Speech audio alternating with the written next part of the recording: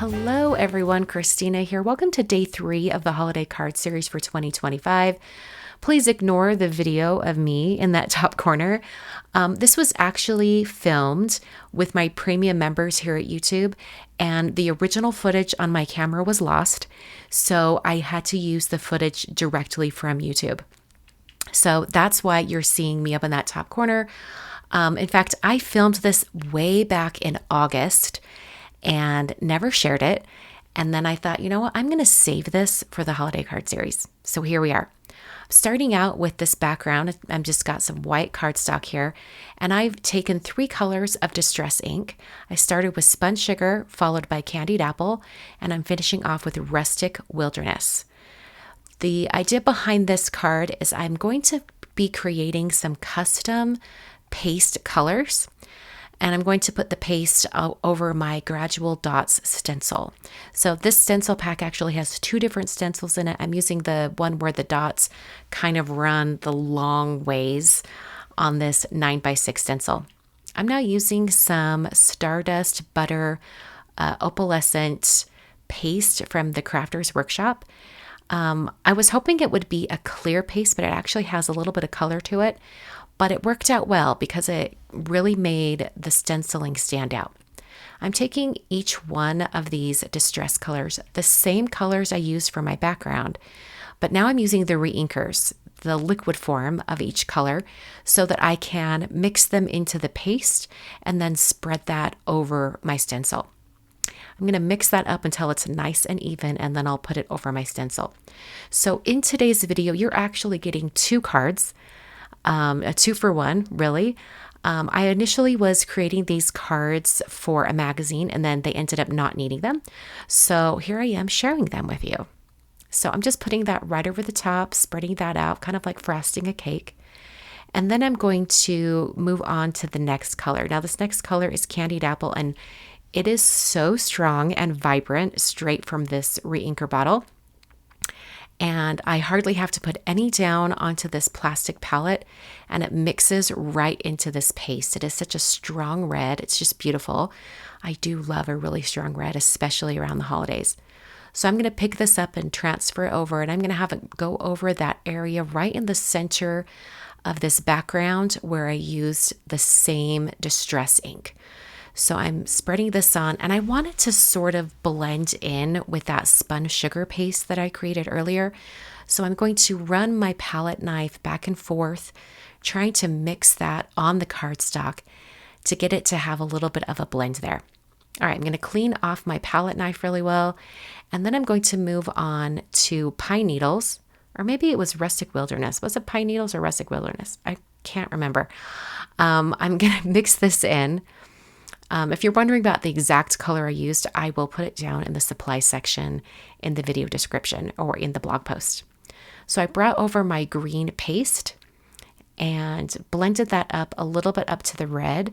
I kind of wanted to have it applied all the way up to the edge of the red, and then start to do kind of a back and forth motion with my palette knife once again to try to get the colors to blend just a tiny bit. But I could also tell that green was really going to overtake the red if I blended it too much. So I tried to be a little bit careful and not have it cover too much. I was getting some bald spots, so I was going over these areas with my palette knife one more time just to try to make sure I have enough of each color. And then I'm going to peel up this stencil, clean off my palette knife, and I'll peel up this stencil, and it looks awesome. I love how it turned out. So I'm going to set this background aside and actually let it dry while I worked on my second card for this video. But just for the sake of keeping things nice and easy to understand, I'm going to just skip ahead to where I finish this card. So now I'm using the Joyful and Merry stamps and dies. These are from my September release. And I'm taking the really dainty joyful word as well as the shadow that goes on the outside of it. And I'm going to be using these dies.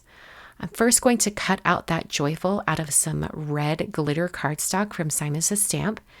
And then I cut out that joyful die cut 3 more times using some white cardstock. I actually put it on some full adhesive sheets so that they would adhere together really easily. And then I took my glitter die cut and I put it on top of a vellum shadow die cut. So I'm going to take the 3 white joyfuls that are stacked together, and I'm actually adhering that to the underside of the vellum. This is going to allow me to adhere it to my card front and have it popped up off the surface, but you won't be able to see any of that dimension underneath the vellum. It'll just look like the vellum is floating. It's kind of a really fun technique for die cuts like this. So I'm actually going to set that aside for just a minute, and I'm now going to be working on the greeting that's going to go right below. So I'm going to go back to my Joyful and Merry stamp set. This is the one that matches with those dies. And I'm picking out a secondary greeting to go right below the die cuts. I'm going to be stamping on some cranberry cardstock from Concord & Ninth, and I'm prepping it with an anti-static powder tool and then stamping the phrase Holiday Hugs in white pigment ink. I stamped that a couple of times and then sprinkled on some alabaster embossing powder from Brutus Monroe. Made sure to tap that a few times so it applied beautifully. Tapped off the excess and then hit that with my heat tool. Now my anti-static powder tool left behind a lot of powder, so after that was cooled, I came back with a microfiber cloth. This one happens to be from Simon Says Stamp, and just wiped away any of that leftover anti-static powder. In the die set, there are 2 really long bar dies. The skinny one is for the 1-line greetings, and this a little bit thicker one is for the 2-line greetings. So I'm using the 2-line greeting bar die, kind of cuts out a sentiment strip to cut out that Holiday Hugs. And then I put some tape runner adhesive on the front of my A2 folded note card, and then placed my background right on top. Now, I think over time with the warping of that paste on top, it sort of made my cardstock a little bit smaller. So I'll square up the background to the card front here in a minute. But for now, I just worked on the greetings that go on the front. I cut the Holiday Hugs sentiment strip at a little bit of an angle, put on some liquid glue, and then used my tweezers just to place that right onto the bottom left edge of the card.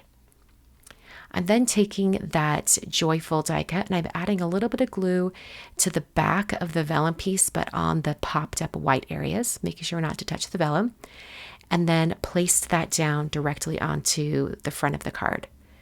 And you can kind of see how it will float up above, and the vellum really helps that greeting stand out. I put a paperweight on top of that just to hold it in place while it dried. And then the last thing to do was I just squared up all the edges of the card, took it to my paper trimmer, and that finishes up this first card.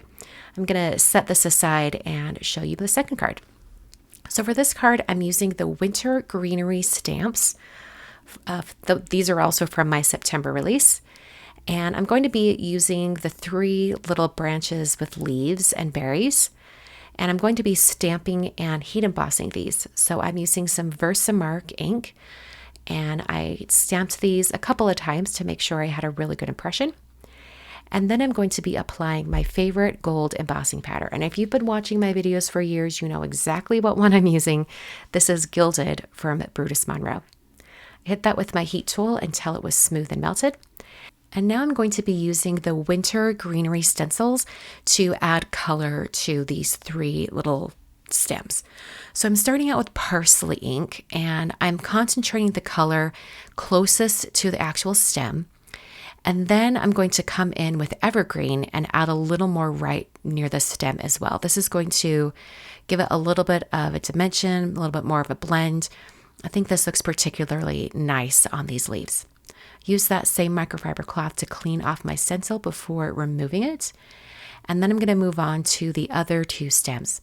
For this long one, I use that parsley ink right up the center of the stem, making sure to leave the tips of the leaves almost white. And then I came in with that evergreen ink and concentrated the color right down the center as well. I'm going to use a similar blending style for this last one, keeping the color concentrated at the bottom of each leaf, and then adding more of that darker green evergreen shade right at the base of each leaf. All right, so all of my leaves are finished. I'm going to move on to the berries. And for the berries, I'm using poppy and cranberry. So I'm going to give the berries a nice, simple wash of color with the poppy ink. And then I'm going to come back and add the cranberry right over top, but just concentrating it at the very bottom of each berry. I'm using a smaller blending brush for this. This is I think it's a zero shader brush from Waffle Flower. It's a nice small brush just to get into those concentrated areas. So I did that for both of these sets of berries, making sure to wipe off that ink. It made it a little bit easier when I cleaned off the stencils to already have a bunch of that ink removed. Oh my word, I love how that turned out. This is such a cute little grouping of berries and leaves. So I added the cranberry color on the berries on the second set. And now all of these stems are finished. So I'm going to take the matching dies and I'm putting them over top, and I'm actually using some EZZ tape to hold these in place. Generally, the magnetic mat in the Anna Griffith Empress sandwich is strong enough to hold dies like this, but I was particularly paranoid having cut them out after doing all the stenciling, and I didn't want to have to redo it. So just to be sure nothing moved, I did use the tape, and this worked out really well. So now I'm going to take that same red glitter cardstock that I used on the first card, and I'm going to cut out some rectangle pieces. I had this pre-cut gold frame. It's actually from my A2 Thin Frames die set, and I really loved how that looked, kind of that arrangement. So I thought I would go ahead and cut this frame out of the red glitter cardstock. And this would allow me to either use the outer frame for the glitter on the cardstock or the inside. So I actually have 3 pieces. I have the outer frame, the inner portion, and then also that thin frame, which I ended up not using at all and set aside for another card. So I'm going to cut out some gold, a gold greeting now. This is the one that says Merry and Bright, and it's actually from an additional die set. This is from the Winter Greetings background die set. It had a few different greetings in there, and I really love this Merry and Bright, and it fits inside the frame really well. In the end, I decided to take the inside of the red glitter and put that inside the gold frame. This is a kind of a rough placement of what my card will look like, but I wanted more texture. So I decided to take the corrugated embossing folder from Spellbinders and put that at a diagonal on my plain red background. This is cranberry cardstock from Concord and Ninth. And since it's an A2 card, I can put it diagonally inside that embossing folder. I ran that through my Gina K Designs Intercut machine, and then I have my nice embossed background. So now I'm going to put the card together. I've got some tape runner adhesive on my card front, and then I placed that textured background on. In the center of the card, I placed my glitter rectangle. I'm trying to get that centered up just right. And then before I put anything else together, I decided I wanted to stack that Merry and Bright greeting. So I cut it out of white cardstock 3 more times. And then using some liquid glue, I just stacked those 3 white die cuts and then finished it off by adhering my gold die cut right on top. And this is going to make my finished greeting on the card just stand out a little bit more, give it a little bit of some height on the card. It's kind of a really busy card with all the red and glitter and texture, so I wanted to make sure that that greeting really stood out. I then took my liquid glue and ran it along the outer edge of my red glitter, and then put my gold frame right up against that edge there. And I kind of had to push the frame up and make sure it kept, was right up against the edge. The glue I'm using does dry clear, but I wanted to make sure I didn't have any glue kind of squidging out from the edges. So for my 3 stems, I first took the 2 with the berries and I kind of interlocked them with a little bit of glue on each one, just so that they would stick together and not have the end of the stems showing.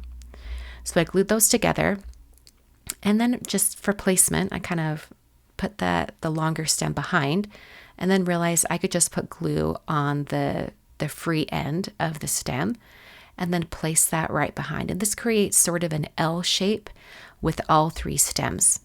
I then put some squiggles of glue on the back of each of the die cuts, and then put that down into that bottom left corner on my card. The last thing to do is to adhere my stacked grading. So I put some liquid glue right there, and then put it directly over top of the stems and the glitter background. I'm going to put a paperweight on top of this just to hold that in place while it really adheres down into that glitter cardstock. And then this is the finished card. I love that so much. And I'm going to bring in the second card as well. So here are both cards for day 3 of the holiday card series. Thanks so much for watching today. I will be back on Friday with day 4 of the holiday card series. So I hope you'll come back and check that out. Thanks so much for watching today, and I will see you guys next time.